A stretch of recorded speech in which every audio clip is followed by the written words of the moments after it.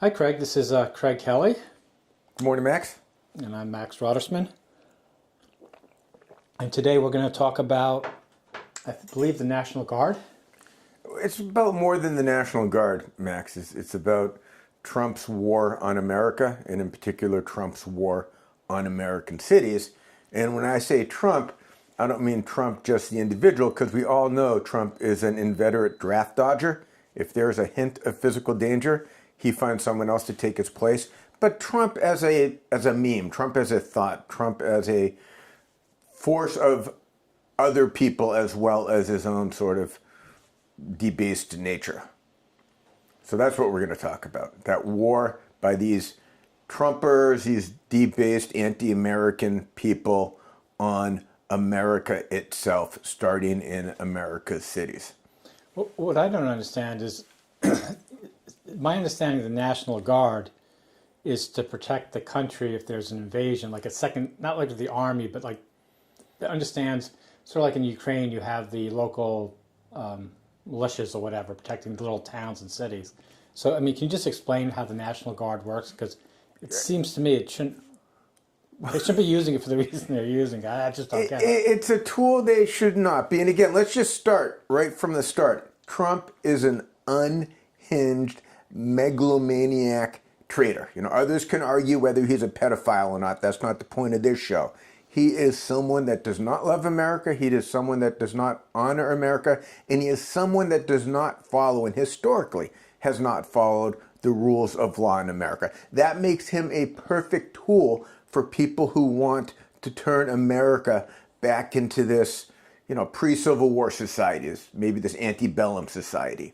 So the National Guard is something that has morphed over time. I mean, the beginning of American history, not pre-revolution, but when the revolution started in, say, 1775-ish, and we had the Minutemen around here. So you had to serve, you had to provide your own arms. It wasn't voluntary. And you were called up at a moment's notice to do whatever the Minutemen chargers and people in charge wanted you to do. And generally that was standing off against the British.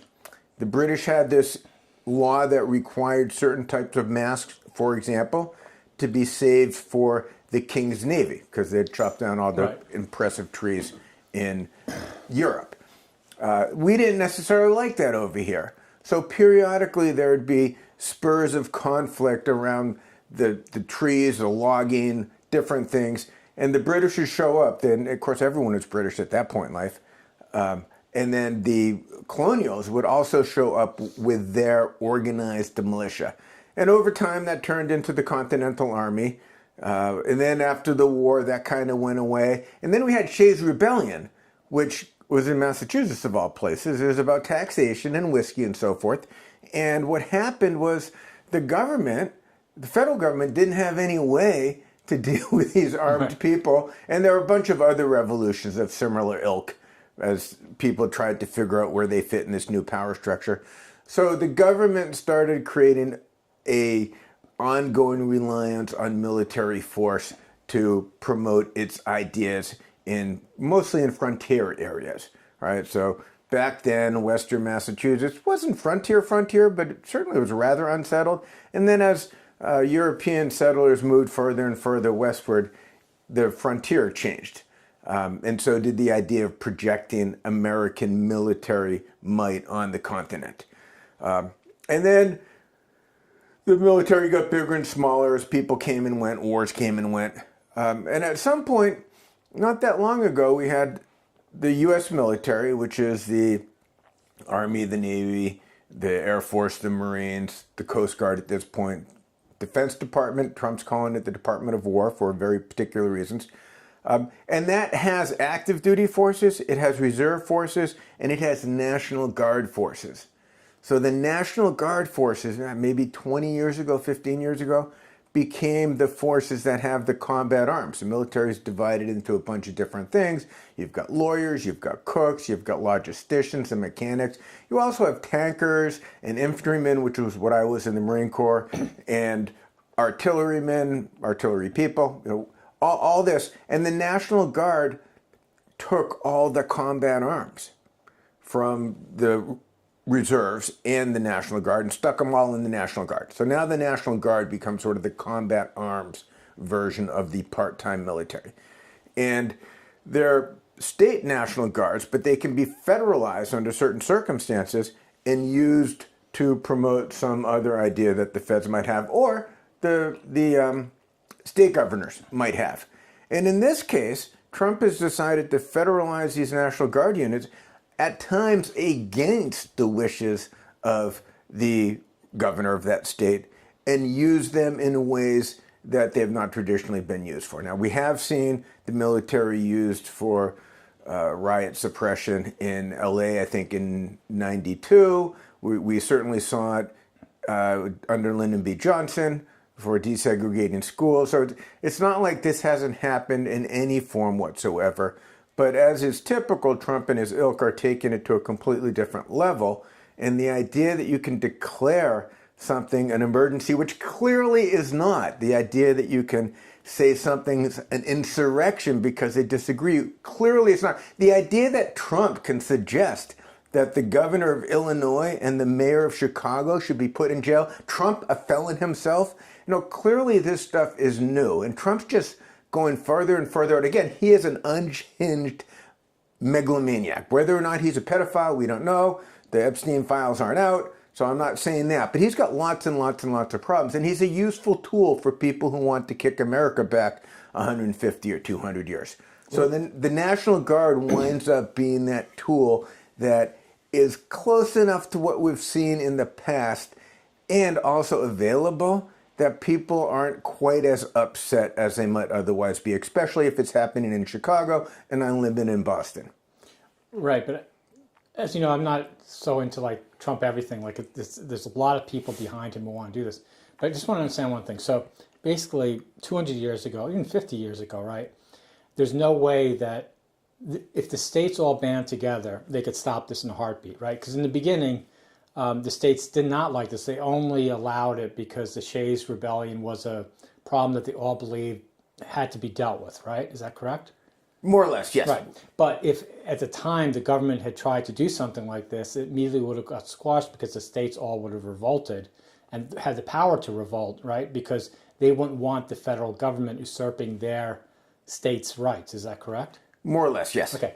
So why now don't all the states get together and say, hey, we all agree we do not want the National Guard sent to any of our states in these circumstances? Because we have a lot of people in power in these states, Florida, Texas, Alabama, who don't care about the Constitution. They don't care about America. They have this idea, the white nationalist, white Christian nationalist idea. And I hate using the word Christian because these people aren't anything but a true Christian. They have this idea of kicking America back 150, 200 years in terms of all sorts of social, environmental, racial equality, not just justice, but equality even. And they will do anything they can do to make it happen. So they just throw core beliefs of the Constitution that they held on to when it was useful. Those go out the window. So they do it because they can. There's this joke, why does a dog lick its balls? Right. Because it can. Right. They're doing this because they can. What is Pritzker's possible response to the federalization of National Guard troops and putting them into Chicago? I don't know. There's a big question, can the state police arrest National Guard members for doing things that are illegal? Arguably they could. But this is the sort of thing that's going to be decided on the ground. The challenge we're seeing is right now it's all one-sided. So, National Guard shows up. ICE is literally shooting people and pointing weapons at people for reasons that I can't explain. Intimidation seems to be the clearest one, or just the fact that they got a lot of pathological freaks wearing those uniforms. Go ahead. Well, yeah, so just the other day, I saw a video of this guy who was arguing with an ICE guy, and the ICE guy put his gun behind him and then grabbed him by the neck and threw him to the ground. So I don't understand how ICE would have the authority to do that in a state. I mean, aren't the ICE? I mean, the police are so trained in all this legal stuff with their hands tied behind the back. You would never see I think a cop do that because they'd be out of a job immediately, I believe, anywhere. ICE is getting a free pass on this stuff because Trump and company are saying they can. Now, you've got all sorts of federal officials who used to think they were great, but all of a sudden, Trump has purged many of the more reasonable, whether they're Democratic or Republican or nothing, people, and he's put a bunch of these xenophobic types in charge, and the people underneath are taking their orders from them. And ICE is looking for essentially bounty hunters. They're looking for bullies, for bounty hunters, for what used to be in the Nazi Germany years, the brown shirts. They're looking for a particular type of person who will be their stormtroopers in order to change America from within. It's a cancerous rot that they are.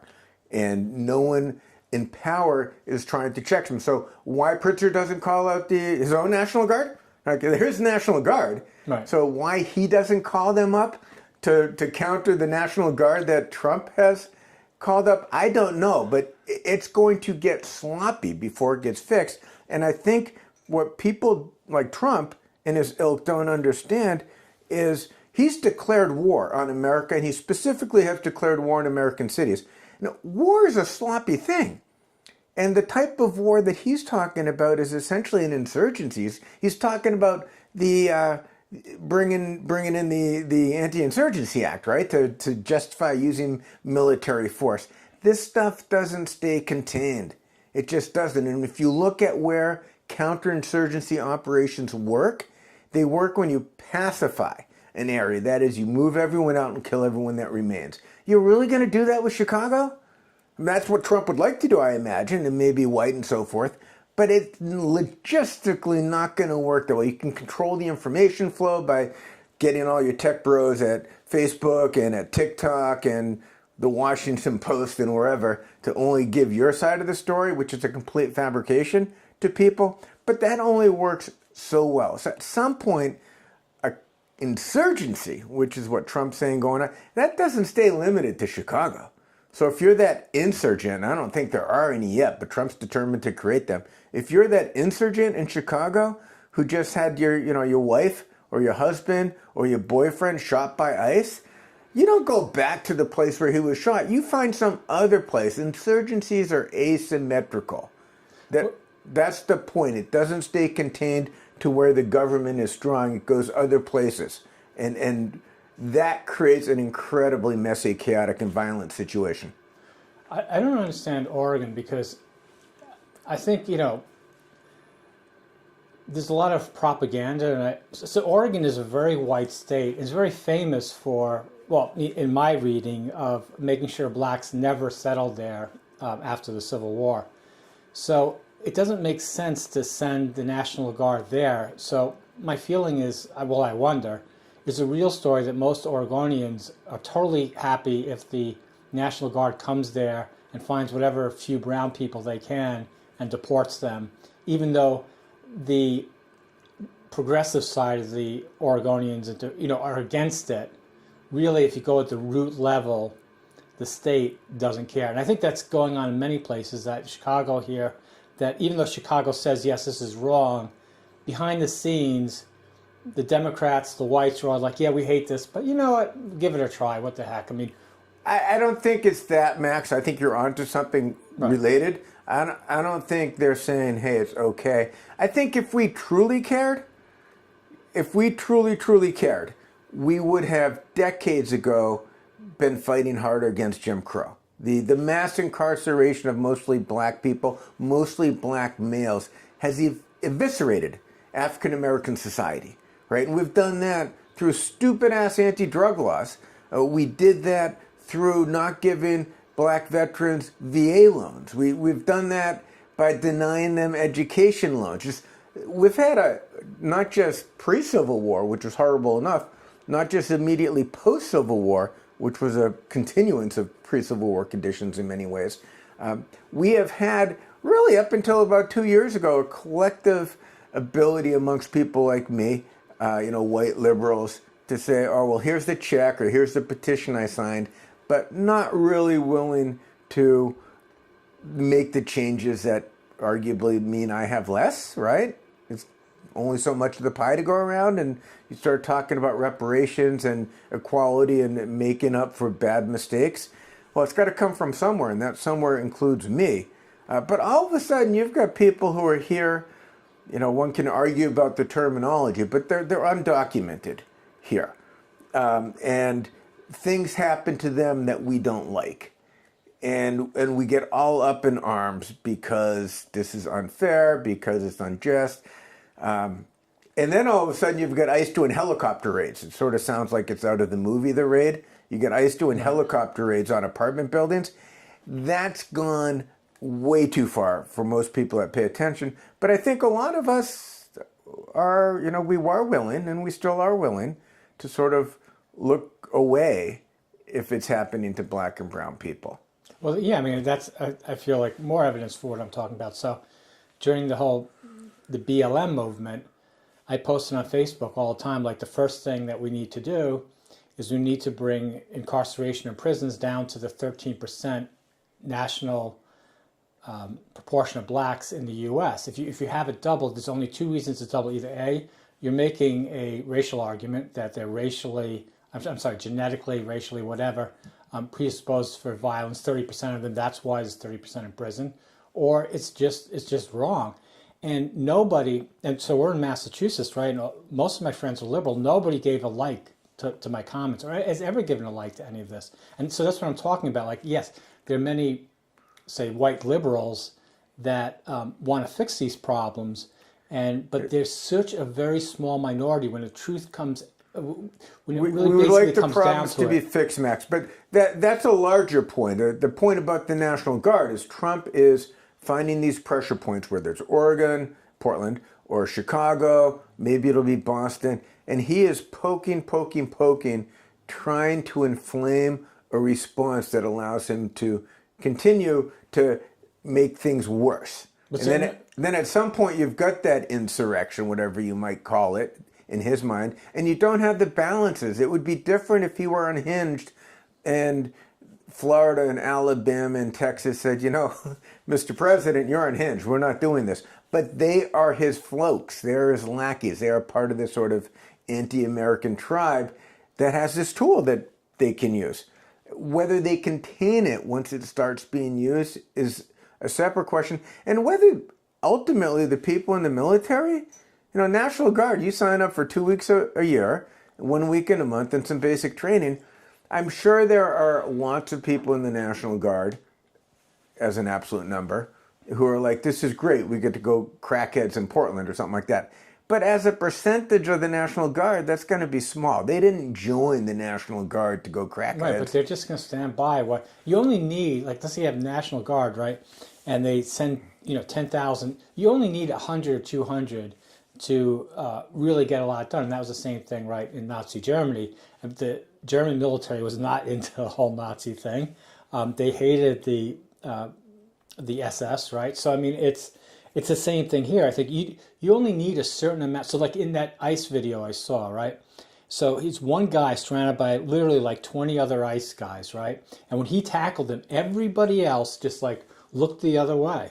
Right. And that's just human nature. And that's what I'm talking about. That's why I think it's very depressing about what's going on, because ultimately, again, I just don't feel that there's any political, like everybody's just turning away. And like I said, from the BLM stuff, there's just, nobody really wants to fix the problem. Everybody's sort of, they don't want the immigrants to be sent away, but when push comes to shove, they're not going to risk anything of their life to stand up and say, this is wrong. Well, we'll see. It has happened before. People have risked life and limb.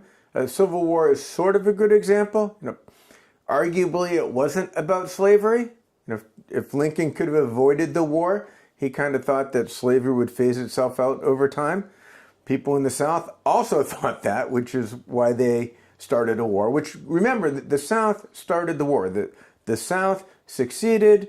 Lincoln said, wait a minute, let's not throw any punches. Let's talk this out. And instead, what the South did, in South Carolina especially, they started shelling federal property. Right. So they started the war. And it wasn't until years later that Lincoln said, you know what, maybe we should view freeing the slaves as a good way to make this war succeed. But the only way we can do that is we can free the slaves in areas that the North doesn't control. So the slaves in Maryland, the slaves in Delaware, the slaves in conquered parts of Virginia, whatever, they were not freed. There's only slaves in places currently under revolt, Texas and Alabama and Georgia, whatever. But we all grew up with this myth that Lincoln fought the Civil War to end slavery.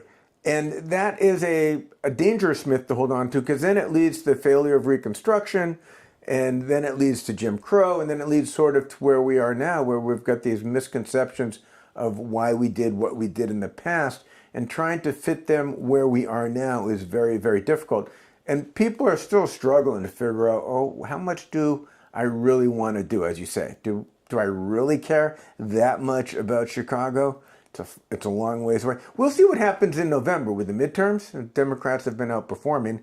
And we'll see if there is a line that Trump and company can pass that really gets people to say, you know, I might not care about black and brown people. I might not care about women's reproductive rights. I might not care about trans people. But I do care about me, or I do care about my kids. And it is clear that I'm next in line, or I've already been in line. And I'm not sure where that is. And of course, there's all sorts of tropes about that. So we will find out next time when we talk, Max.